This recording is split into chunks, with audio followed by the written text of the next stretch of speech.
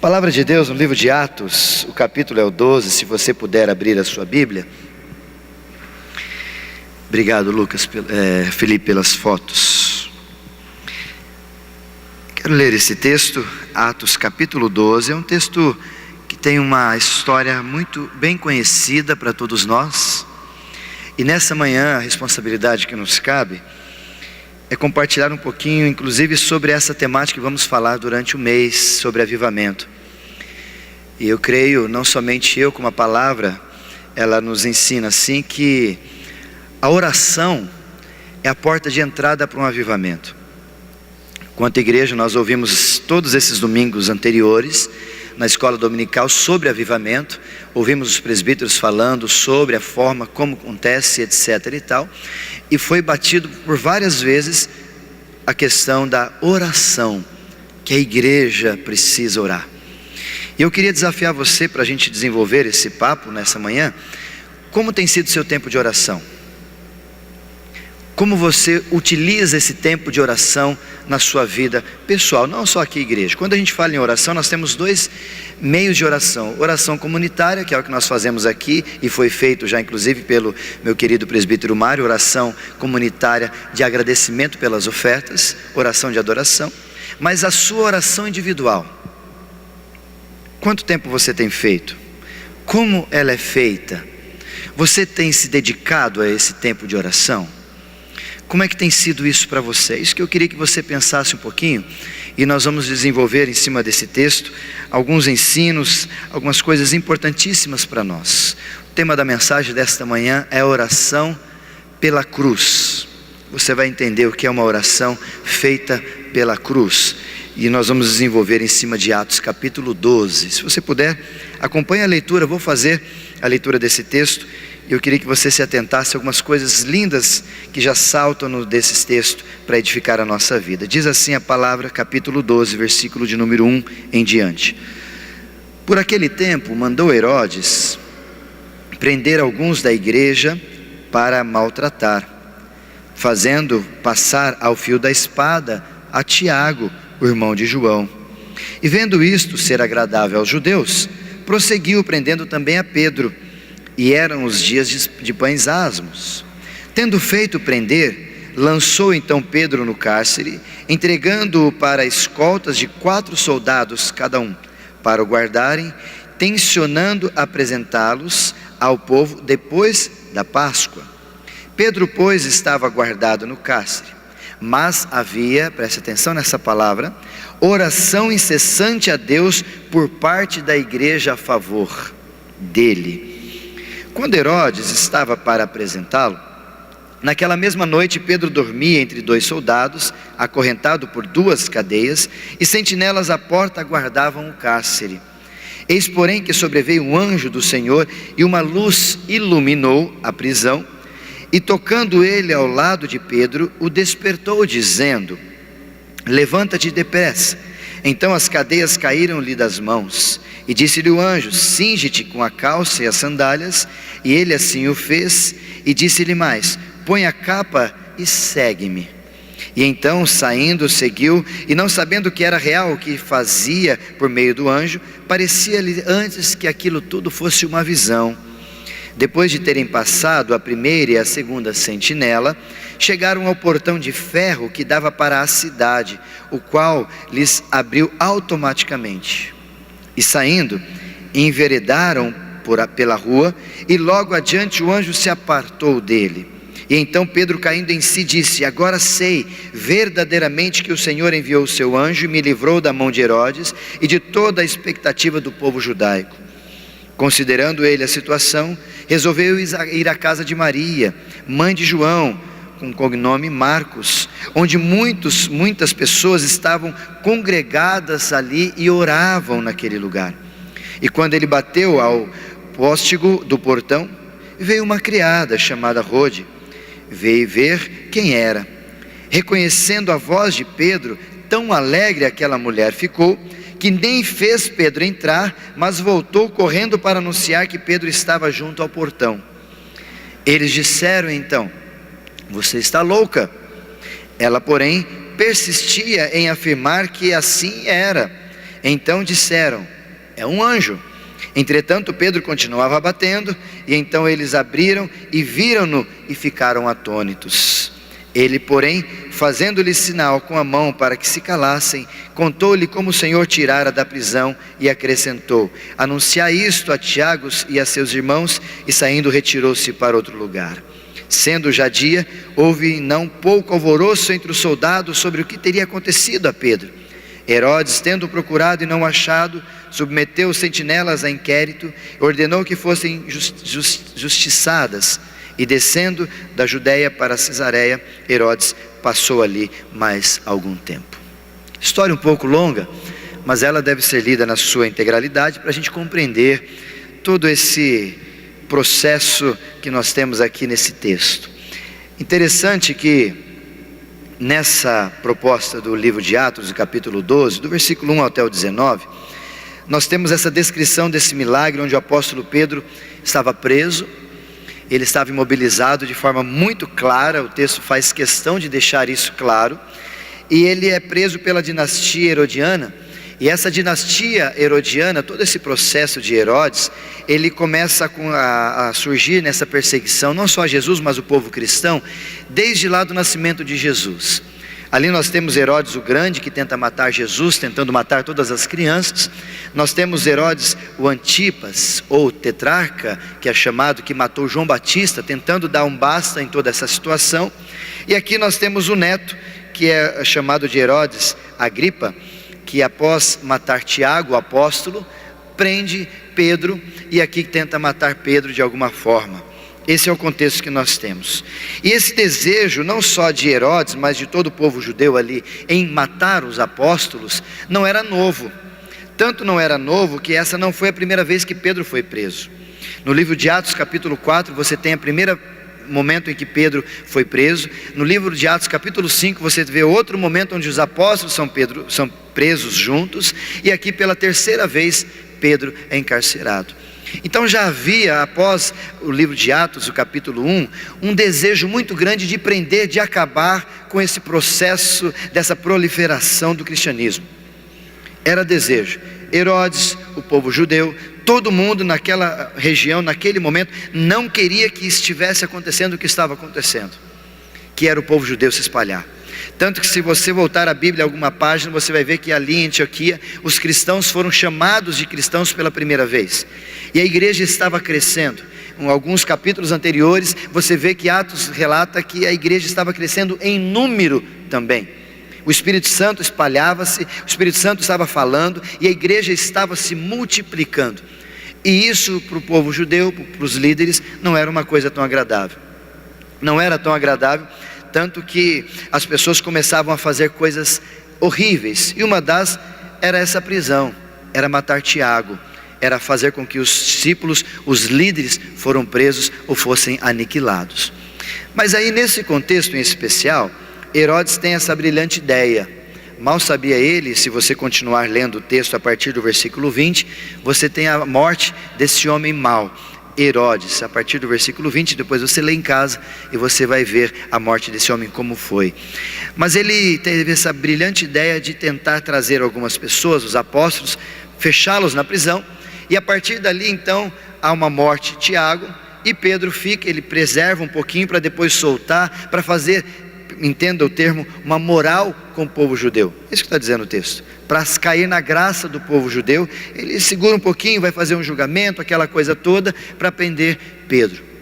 Mas de repente a gente percebe que nesse milagre aqui, a palavra de Deus deixa bem claro que Pedro é atendido pelas orações do povo.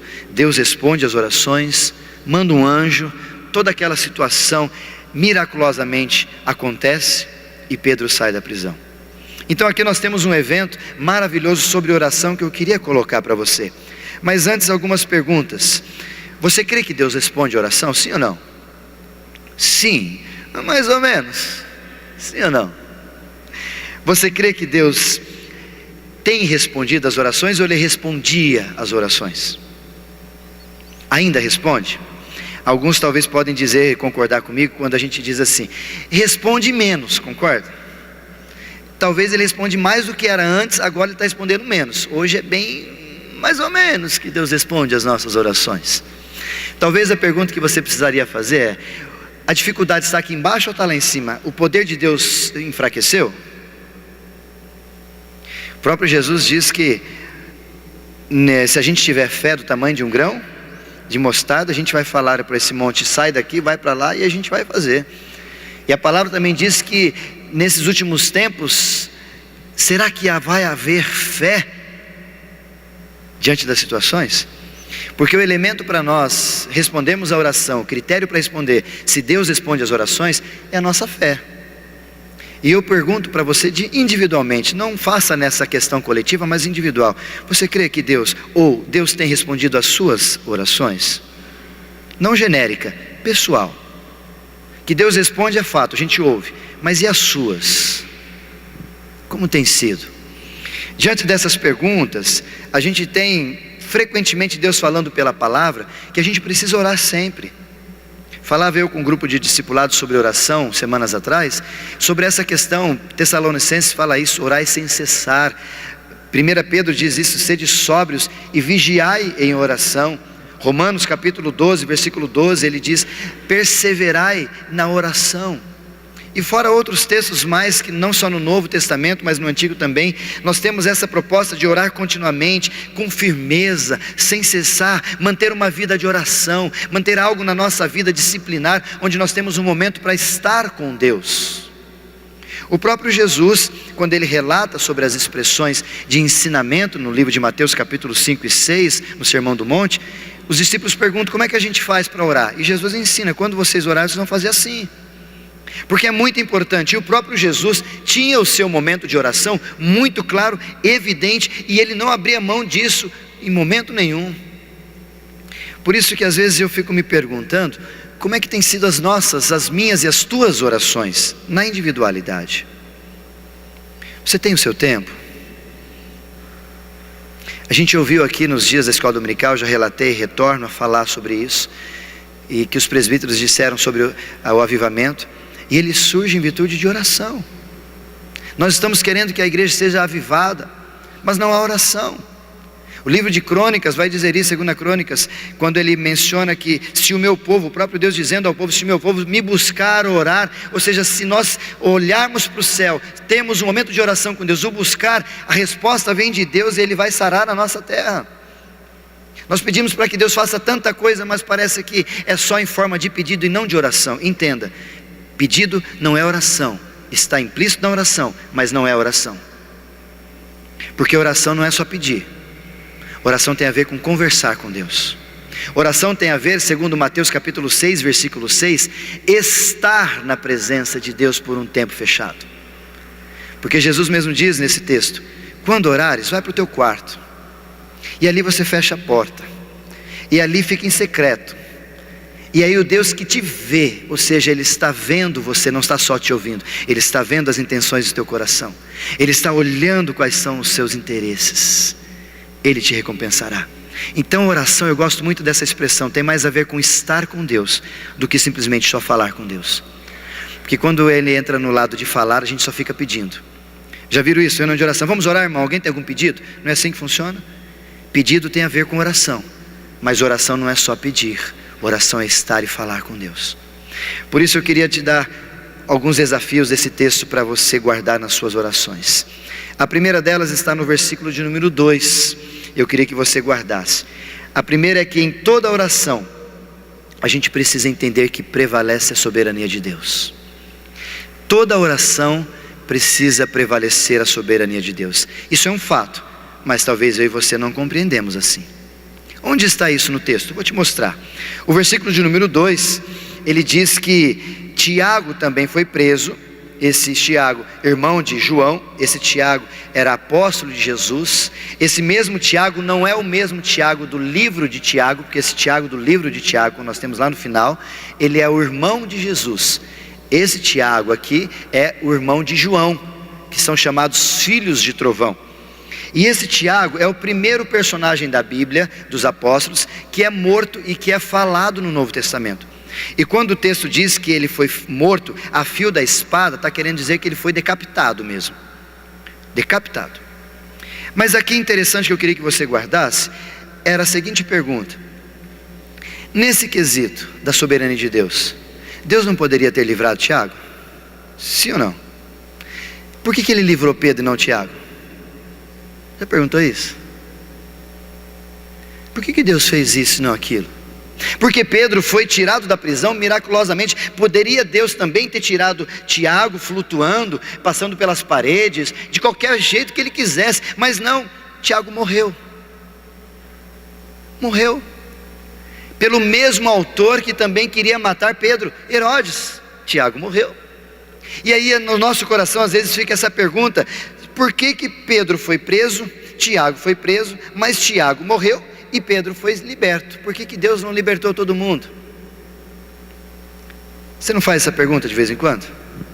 Talvez nas suas orações você não faz uma pergunta do tipo: por que ele e não eu, Senhor? Por que ele recebe aumento ou sobe de cargo e não eu, Senhor? A gente faz. Eu faço muitas vezes. Eu faço e fiz em cima desse texto. Porque Deus não libertou os dois? Porque Deus deixou Tiago morrer? Isso nos ensina uma coisa muito simples, mas muito clara, que eu e você não podemos abrir mão. Toda a nossa oração precisa estar assinada, carimbada, clara assim: Deus é soberano. Sabe por quê? Porque se a gente não faz isso, a gente tem alguns erros que a gente pode cair. Os erros de exigir de Deus responder as nossas orações do jeito que a gente quer. O Senhor é obrigado a responder, Senhor. Sou obrigado a fazer isso. Já ouviu alguém orar assim? Ou talvez a gente não só obrigá-lo, mas cobrar de Deus e dizendo: olha, eu fiz isso, eu fiz aquilo, eu orei, eu tal, tem um monte de gente, e o Senhor tem que me atender, como que se Deus estivesse submisso à minha vontade e Ele não fosse soberano sobre todas as coisas. Ficou meio complicado? E aqui eu coloco para você, a próprio Jesus, no livro de Mateus que eu mencionei, esse capítulo 6, no versículo 8 e 9, na oração do Pai Nosso, ele diz: seja feita a tua vontade. Você faz isso nas suas orações, eu acredito. Mas você acredita no que você faz? Seja feita a vontade? Se você pede um carro, vamos pensar de forma muito simples, um carro azul, e Deus te dá um carro branco. Você falou no final da sua oração: mas seja feita a sua vontade. Aí Deus te dá o azul. Você fala: mas Senhor, mas eu pedi branco. Não é assim? Ah, mas você não pediu para eu fazer a minha vontade? Sim, mas e o meu branco?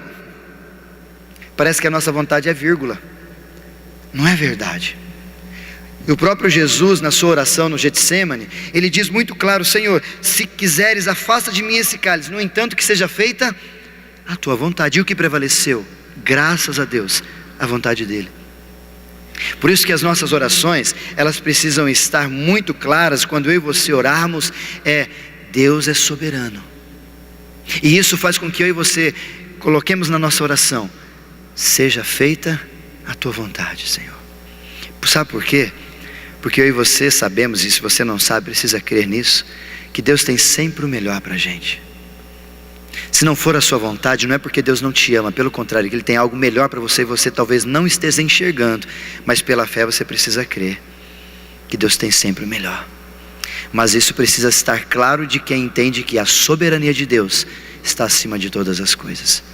Deus quis livrar Pedro e não Tiago. Deus é Deus. Se Ele quisesse ter livrado Tiago e não Pedro, continuava sendo Deus, porque Ele é soberano. Isso faz parte da sua oração? O segundo ensino que esse texto me traz, eu quero compartilhar com a igreja, é que a gente precisa orar incessantemente por aquilo que nós cremos. É o que continua o texto. Dá uma olhada no versículo 5. Além do versículo 2, Tiago morreu. No versículo 5, Pedro estava guardado no cárcere. Versículo 5, segunda parte. Mas havia uma oração incessante a Deus por parte da igreja em favor dele. A igreja entendeu de repente que Tiago já tinha morrido, mas agora tinha Pedro. E aí o que nós vamos fazer? Vamos orar. E diz a expressão do texto que eles oravam incessantemente. E é isso que Deus quer da gente. Incessantemente. E esse texto, quando afirma que Pedro estava preso e a igreja primitiva orava, não era só por causa desse incidente ou por causa desse problema, não. A igreja primitiva orava sempre, porque eles ouviam isso dos seus apóstolos, dos seus líderes: perseverai na oração, insistam em oração. Eles ouviam, e como ouviam e o seu líder estava preso, o que eles deveriam fazer? perseverar na oração, insistir na oração. Era muito claro. E interessante que esse texto, quando a gente traz para a nossa vida, a gente confunde um pouco. A gente acha que insistir em oração é convencer Deus pela insistência só.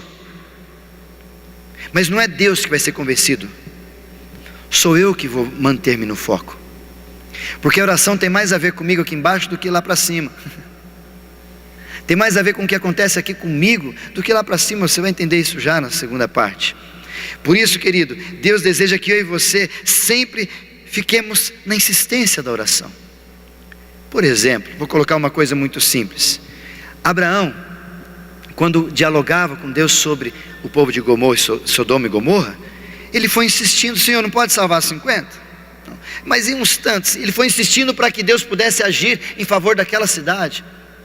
Você vê também outros textos, a mulher quando bate a porta do juiz, e depois a parábola que Jesus promove ali no Lucas capítulo 11, sobre essa insistência de você fazer e fazer.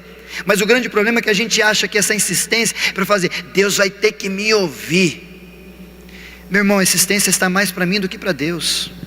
A insistência está mais para eu crer e continuar crendo e manter a perseverança da minha fé do que para Deus. Porque nós somos muito fracos na fé. Porque às vezes nós pedimos alguma coisa e Deus não responde, nós não fazemos, nós não continuamos, nós não insistimos, nós não fazemos nada disso, nós paramos no meio do caminho. Só porque de repente entendemos que Deus não falou mais nada e Deus não quer e paramos. Essa é a insistência que Deus está querendo que a gente continue. Essa é a insistência daquela oração. Porque uma insistência real, ela promove choro, ela promove clamor, ela promove disciplina, ela promove rosto em pó. Isto é a insistência que os líderes ensinavam para a igreja primitiva. Isso é insistência. Por isso que na minha e na sua oração ela precisa ser permeada muitas vezes de choro. Quantos de vocês, mães, choram para que os seus filhos sejam transformados, restaurados? Você não chora por eles?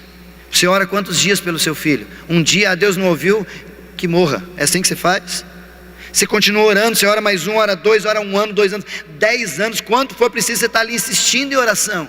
Mas cada vez que você ora, se lá em cima você não vê nada acontecendo, aqui você está sendo preenchida de amor e cuidado e carinho pelo seu filho. Você viu como que a insistência muda mais aqui do que lá? A gente chora, a gente se prostra. Isso é o que Deus estava querendo com a igreja naquela época. Mas além de ser insistente a nossa oração, terceira, eu queria que você guardasse, ela também tem muito a ver com a minha e a sua parte. As duas primeiras têm a ver, e eu gosto de usar essa oração pela cruz, a parte vertical da cruz e a parte horizontal. Esses dois primeiros momentos, que a soberania de Deus tem a ver com a verticalidade da cruz. A insistência tem a ver com o meu relacionamento com Deus. Mas eu queria agora mostrar para você a horizontalidade da cruz na oração. E a primeira delas é esse versículo de número 8, que eu queria que você guardasse ali. Olha o que diz: o anjo chegou na cadeia e disse assim para Pedro: cinge-te a calça e a sandália, ou seja, veste a sandália, veste a calça, pega a sua capa e vem atrás de mim. O que o anjo está falando para Pedro? Olha, eu vim aqui, Deus me mandou, vou fazer um milagre, mas você precisa participar desse negócio. Bota a calça, bota a sandália, pega a sua capa e vem atrás de mim. Esse texto diz que Deus enviou muito claro o anjo para fazer. Ele acordou Pedro, o anjo fez toda a parte dele. E aí Deus tinha feito a sua parte através do anjo, e agora Pedro tinha que fazer a sua parte também. A horizontalidade da cruz na oração tem a ver com isso. A gente fazer a nossa parte na oração. Até porque se você olhar para a própria palavra oração, você corta ela no meio, tem orar e ação. E a gente fica só orando, por exemplo, eu e você talvez já fizemos isso. Senhor, dobramos o joelho insistentemente e oramos para passar no vestibular, mas não abre um livro para estudar. Entende? É assim que funciona. Deus vai trazer, vou ficar ali esperando, mas é a sua parte. Você vê nos textos, no Antigo Testamento, Naamã, quando ele tinha que fazer, não, Deus vai fazer. Não, você vai ter que ir lá se dobrar, vai ter que nadar, vai ter que descer, vai ter que fazer alguma coisa. Tinha que fazer. E a gente encontra outros e outros textos falando sobre isso. Por isso eu quero finalizar essa parte para passar para a conclusão, que essa semana retrasada uma pessoa chegou para mim, e compartilhei com alguns de vocês, aqui no restaurante, uma funcionária chegou para mim e disse assim: pastor, eu queria que o senhor orasse pela minha mãe, que está lá em Bauru. Olha a oração vertical. Sim, respondi para ela, claro. Qual é o nome dela? Maria. Falei, maravilha. Aí eu pensei, falei, poxa vida, oração é só isso? Vou orar por ela. Talvez muitos de nós só façam isso, vou orar por ela, fica tranquila. Eu disse para ela, falei, querida, vem cá, anota aqui nessa folhinha, onde a sua mãe está em Bauru. Eu falei, por quê? Porque nós vamos orar por ela.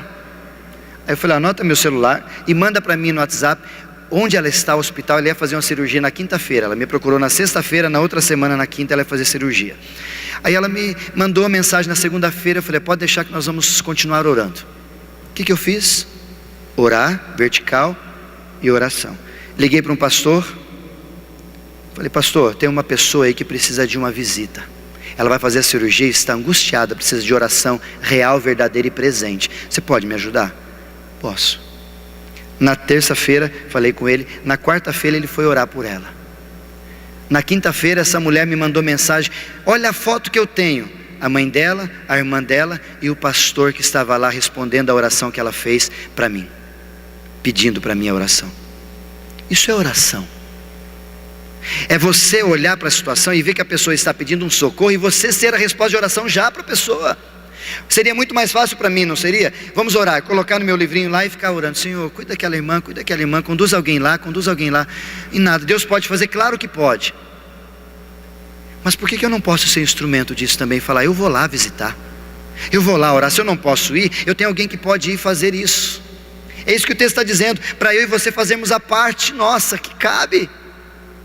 Nós temos que dar o socorro. Se alguém chega para você orando, pedindo, meu irmão, eu estou passando por dificuldade financeira e você tem um dinheirinho que pode ajudar, meu irmão, estou precisando pagar a luz, vai queimar, vai acabar a luz em casa, eu vou ficar sem nada, e ele pede, e nós vamos orar. Ele não está pedindo oração, ele está pedindo socorro. É a forma dele dizer para você religiosamente, é oração. Mas você pode falar, está precisando, está aqui, ó, resposta de oração. Porque a gente precisa orar e ser instrumento de Deus para a resposta. O problema é que a gente não faz muito isso.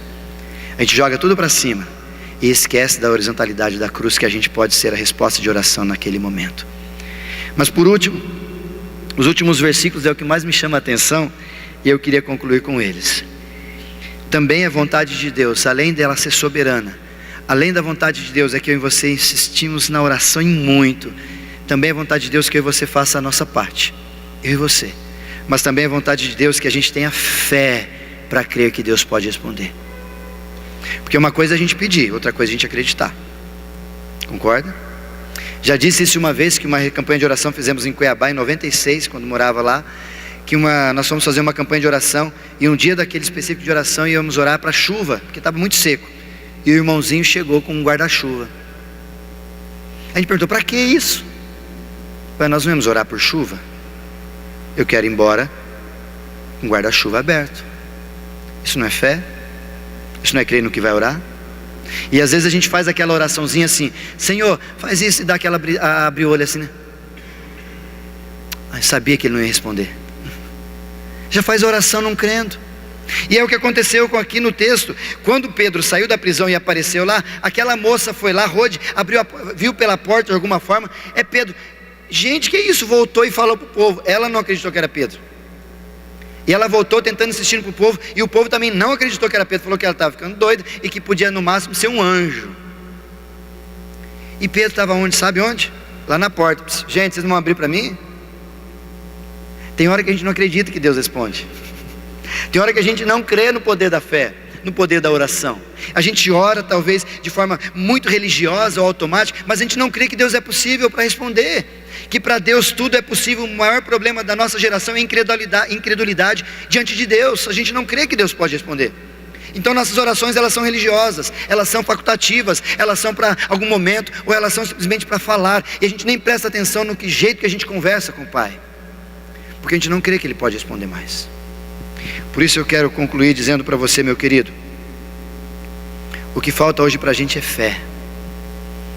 Fé que Deus responde. Fé que o mesmo Deus que livrou Pedro da prisão é o mesmo que responde as minhas e as tuas orações hoje ainda. Mas eu e você precisamos crer nisso de verdade. Se nós queremos um avivamento, querido, a gente precisa crer e fazer a nossa parte para isso acontecer.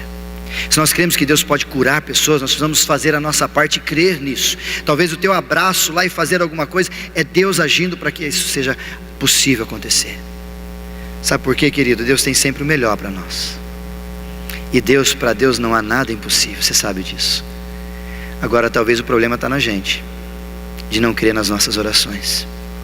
Talvez se você mudar um pouquinho o modelo das suas orações e estar mais com Deus do que só falar para Ele, você começa a entender isso.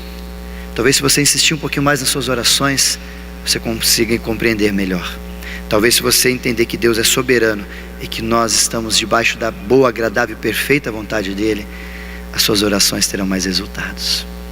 Por isso vamos orar por avivamento, mas vamos crer por avivamento, mas vamos agir como oramos, para que Deus possa derramar sobre nós um avivamento que vem da parte dEle. Amém?